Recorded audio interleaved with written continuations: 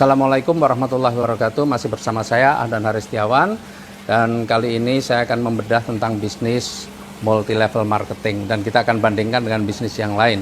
Nah, kenapa ini selalu saya angkat? Karena memang paradigma negatif tentang bisnis MLM itu masih demikian kuat di masyarakat kita. Kenapa? Karena mereka lebih sering menerima informasi negatif daripada informasi positif. Ya, karena memang informasi negatif itu lebih gampang diserap, lebih gampang diingat, dan lebih gampang masuk ke alam bawah sadar dia daripada informasi-informasi positif.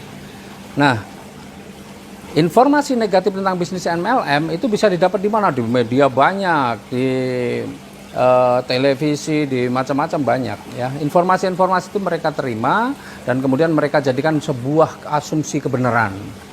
Padahal yang mereka tonton, yang mereka baca itu bukan MLM yang sesungguhnya. MLM yang sesungguhnya relatif tidak pernah ada masalah.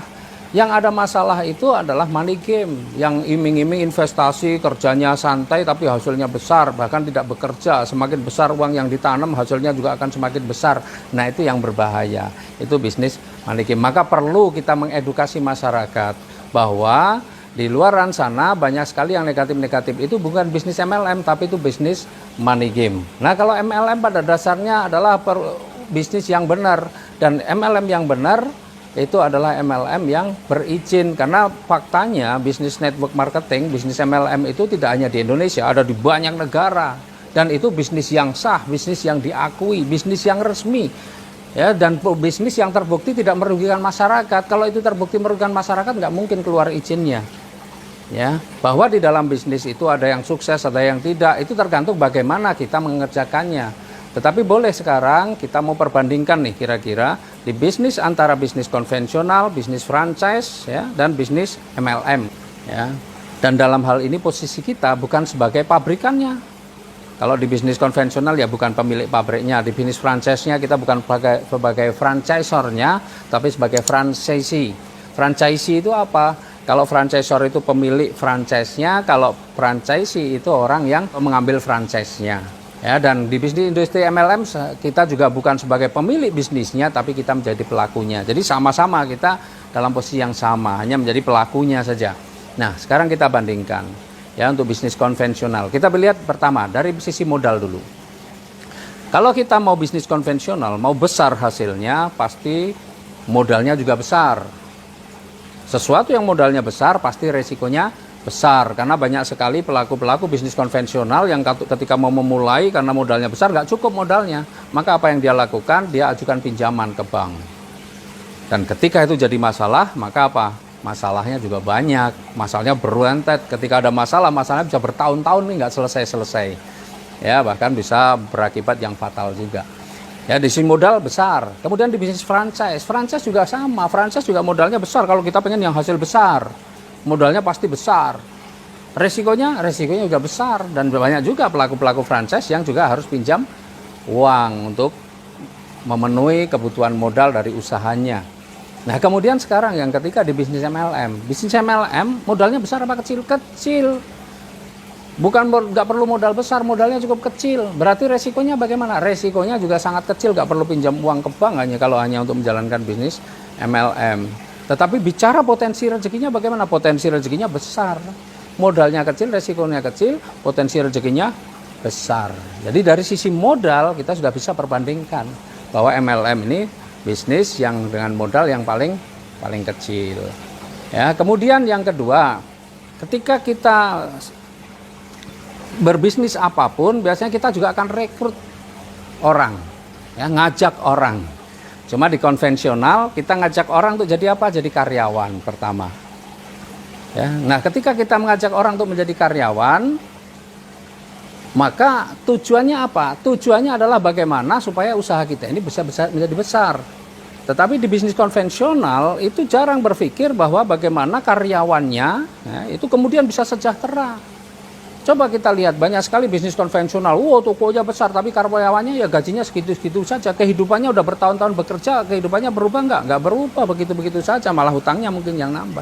Jadi di bisnis konvensional itu kalau bisa mendapatkan karyawan yang qualified tapi gajinya rendah, itu yang terpikirkan di sana.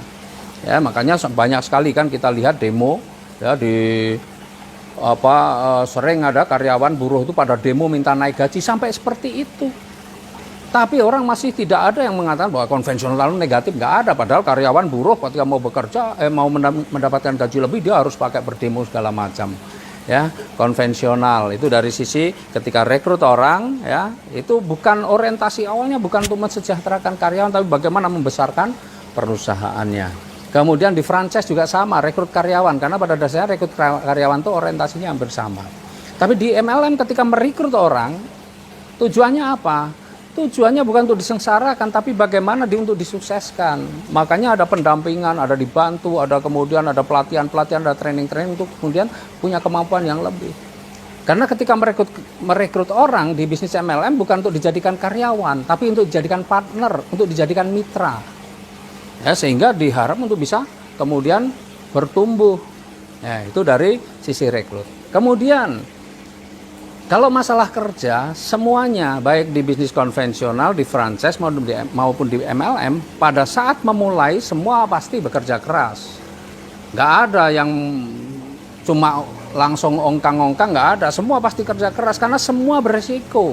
Ya, meskipun yang MLM paling kecil resikonya. Karena saya di konvensional, saya pernah bangkrut di konvensional, pernah ngalami. Meskipun di balik itu sukses juga ngalami. Di bisnis franchise, bangkrut, wah sudah. Ya, di bisnis bangkrut sudah ngalami. Di MLM bangkrut belum pernah. Ya, meskipun tidak jalan tapi nggak bikin bangkrut gitu loh. Ya, jadi di MLM nggak ada istilah bangkrut. Ya.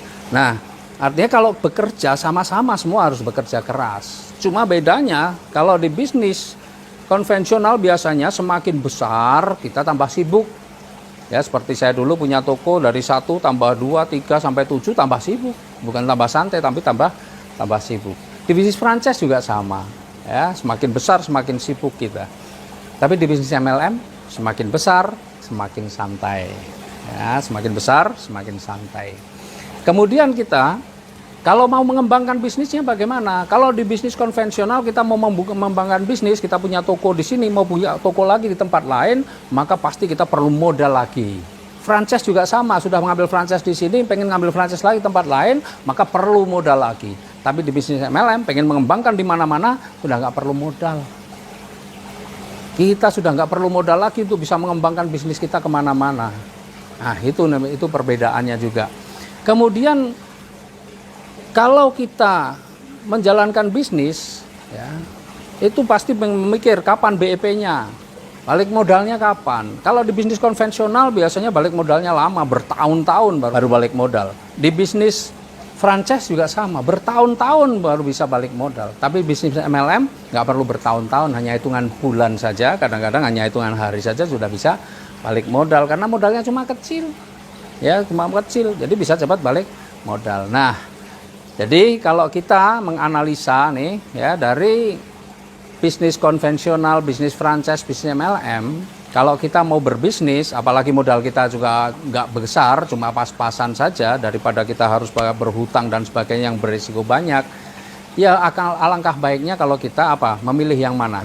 Maka kalau kita bandingkan antara konvensional, franchise, MLM, ya dari sisi modalnya, dari sisi ketika kita merekrut orang, dari sisi kalau kita mengembangkan, dari sisi BEP-nya kapan, atau mungkin dari sisi potensi rezekinya. Tentu kalau kita sama-sama bukan sebagai pemilik industrinya, ya secara pribadi dari pengalaman saya pilih bisnis MLM.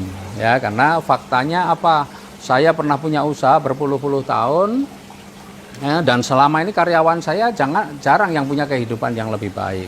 Tapi baru di bisnis MLM, ya saya baru masuk tahun ketiga, tetapi di tim saya orang yang punya kehidupan yang lebih baik jauh lebih banyak. Yang kemudian bebas hutang, punya motor, punya mobil, punya rumah, luar biasa banyaknya. Ya, jadi itu. Dan sekarang tinggal bagaimana, ini kuncinya sebenarnya, bagaimana kita memilih bisnis MLM-nya. Kita harus punya kecerdasan di dalam memilih bisnis MLM-nya, dan itu sudah ada di video-video saya sebelumnya. Oke, sampai jumpa di video-video berikutnya. Salam sinergi, go berkah, no riba. Assalamualaikum warahmatullahi wabarakatuh.